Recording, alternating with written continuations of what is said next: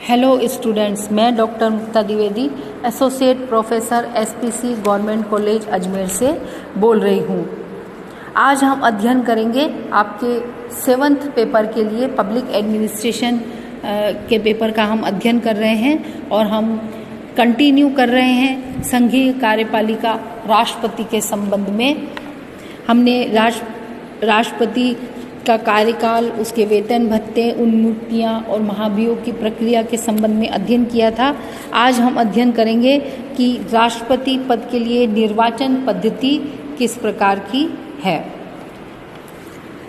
भारतीय राष्ट्रपति का निर्वाचन एक निर्वाचक मंडल के द्वारा संपादित होता है और इस निर्वाचक मंडल में संसद के दोनों सदनों के निर्वाचित सदस्य और भारतीय राज्यों की विधानसभाओं के निर्वाचित सदस्य होते हैं और हर सदस्य की मत संख्या निर्धारित की जाती है। हम इसी संबंध में सबसे पहले अध्ययन करेंगे।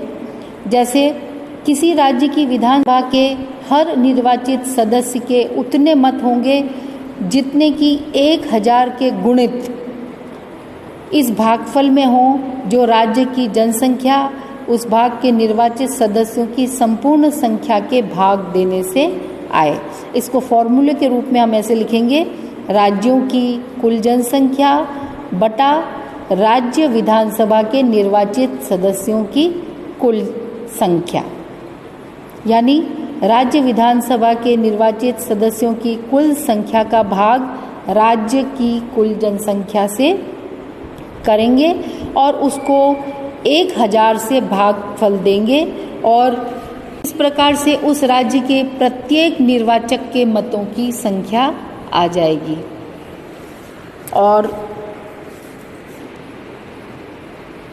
जब राज्यों के मतों की संख्या प्राप्त हो जाएगी तो उन सब मतों को योग किया जाएगा और योग को संसद के दोनों सदनों के निर्वाचित सदस्यों की कुल संख्या से भाग देने पर जो संख्या प्राप्त होगी वो संसद के प्रत्येक सदस्य की मत संख्या मानी जाएगी।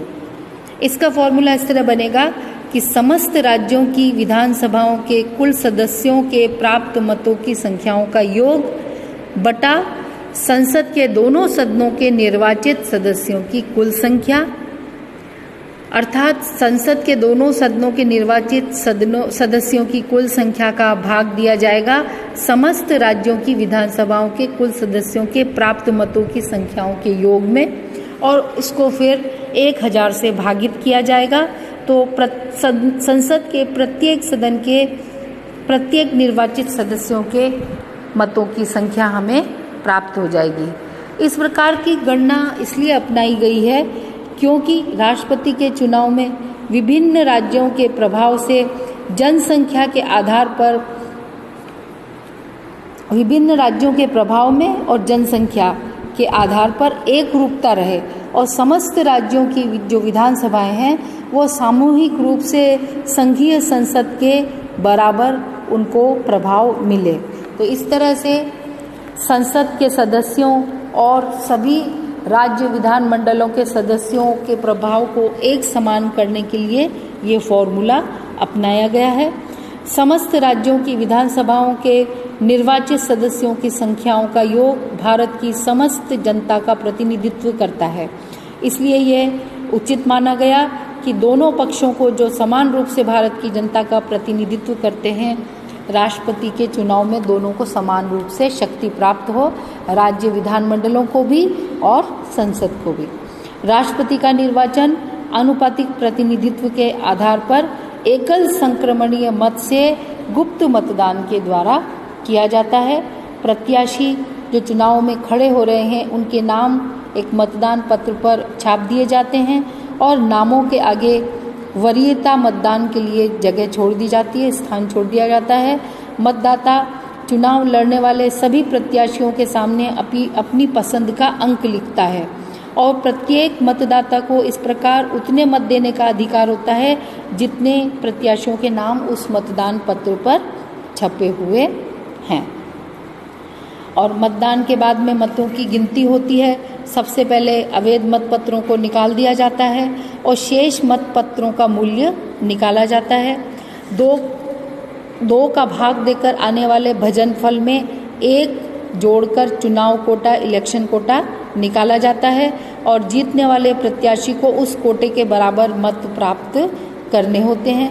यदि किसी प्रत्याशी को प्रथम गणना में निश्चित कोटा प्राप्त नहीं होता है तो जिस प्रत्याशी को सबसे कम मत प्राप्त हुए हैं उस प्रत्याशी के द्वितीय वरीयता देखी जाती है कि उस प्रत्याशी को द्वितीय वरीयता किस व्यक्ति को दी गई है, और जिनको भी उन मतों में द्वितीय वरीयता दी गई है उसके उन मतों को उनमें जोड़ दिया जाता है। यदि द्वितीय गणना में भी किसी को निश्चित कोटा प्राप्त नहीं होता है तो तृतीय और फिर चौथी गणना चलती रहती है और इस गणना का क्रम तब तक चलता रहता है जब तक किसी एक प्रत्याशी को कोई निश्चित कोटा प्राप्त नहीं हो जाता। अंत में 2 प्रत्याशी रह जाएंगे और दोनों में से किसी को भी निश्चित कोटा प्राप्त न हो तो फिर जिसको सबसे ज़्यादा मत प्राप्त होते हैं उस व्यक्ति को निर्वाचित घोषित कर दिया जाएगा। तो इस तरह से राष्ट्रपति के चुनाव की प्रक्रिया निर्धारित की गई है।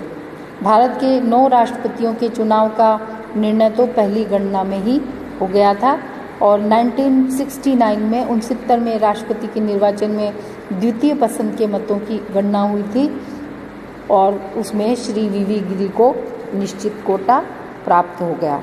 इस प्रकार मतों के मूल्य के आधार पर मतों की गणना की जाती है और मतों की गणना में उम्मीदवार की जीत के लिए आवश्यक 50% से अधिक मत नहीं मिल पाते हैं तो द्वितीय वरीयता के मतों की गणना कर उसके आधार पर चुनाव का फैसला लिया जाता है। राष्ट्रपति का निर्वाचन अप्रत्यक्ष रखने का बहुत कारण है। उसका सबसे पहला कारण यह है कि जनता द्वारा प्रत्यक्ष निर्वाचित होने पर एक तो ये राष्ट्रीय स्तर पर इतने करोड़ों मतदाताओं के द्वारा निर्वाचन करना काफ़ी कष्टदायक हो सकता था और दूसरे राष्ट्रपति को सीधे चुनना इसलिए भी व्यवहारिक नहीं होता क्योंकि भारत में संसदीय शासन व्यवस्था अपनाई गई है। राष्ट्रपति एक औपचारिक प्रधान है और वास्तविक कार्यपालिका मंत्रिमंडल के हाथ में होती है। इसलिए राष्ट्रपति को भी अगर जनता सीधे चुनेगी और फिर उसे अधिकार विहीन बना दिया जाएगा तो यह उचित नहीं होता है। ऐसा संसदीय शासन प्रणाली की परंपरा नहीं है।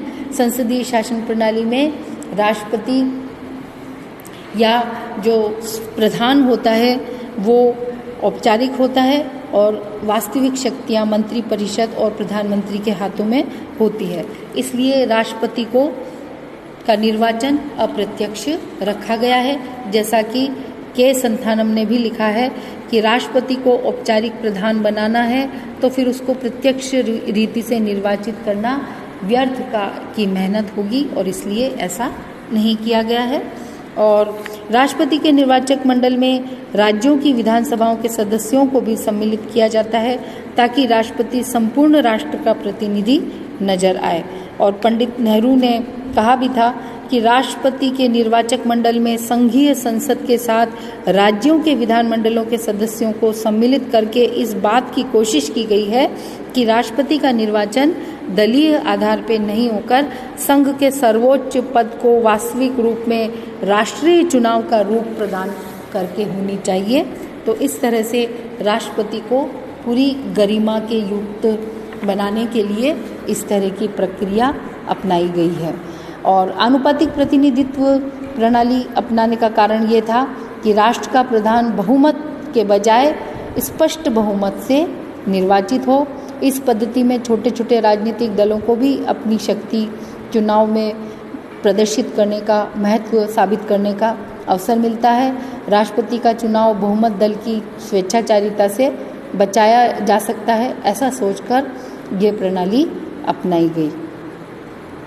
Professor M.V. पायली ने भी लिखा है, संविधान विशेषज्ञ हैं ये, और इन्होंने लिखा है कि संसद सदस्यों के साथ साथ राज्य विधानमंडलों के सदस्यों को निर्वाचन मंडल में सम्मिलित करने का उद्देश्य राजनीतिक संतुलन बनाए रखना था।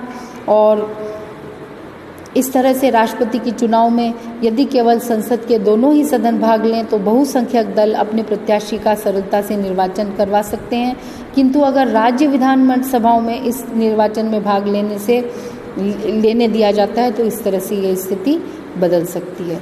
तो संसद में और राज्य विधानमंडलों में दोनों का महत्व इस वाली निर्वाचन व्यवस्था में पाया जाता है। अब अगले क्लास में हम पढ़ेंगे राष्ट्रपति की शक्तियाँ और उसके कार्य।